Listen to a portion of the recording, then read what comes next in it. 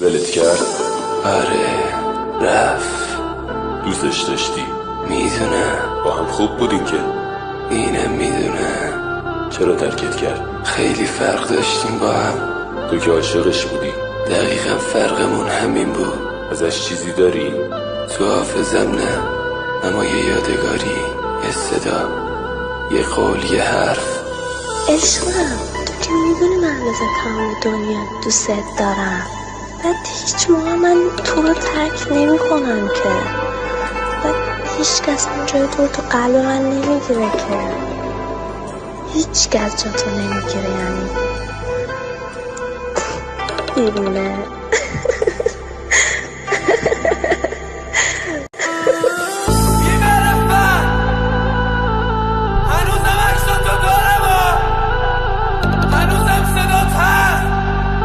هر روز گوش میدمش، هنوزم همه لباسم بوی تو رو میده. کسافت با خودت تو هم دلبر بی پدر و مادر.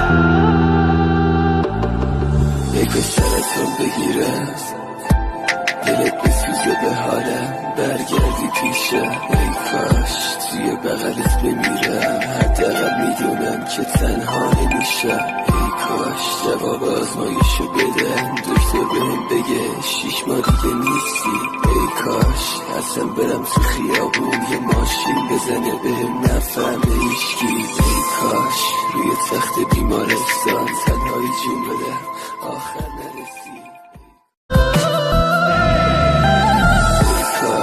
یه شب اکسات رو برو، سیگار توی دستم، قلبم یه واسه.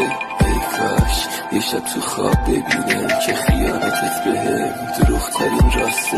ای کاش یه روز برم دریا، ای کاش همونجا غرق شم بمیرم. ای کاش اونا که قلبمو شکستن بعد مرگم عذاب وجدان بگیرن. ای کاش یه روز زلزله بیاد همه چی خراب شه رو سرم.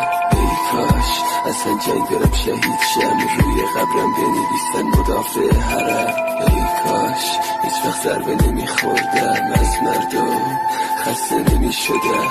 ای کاش اصلا یه جوری میمردم ولی هیچ وقت معروف نمیشدم.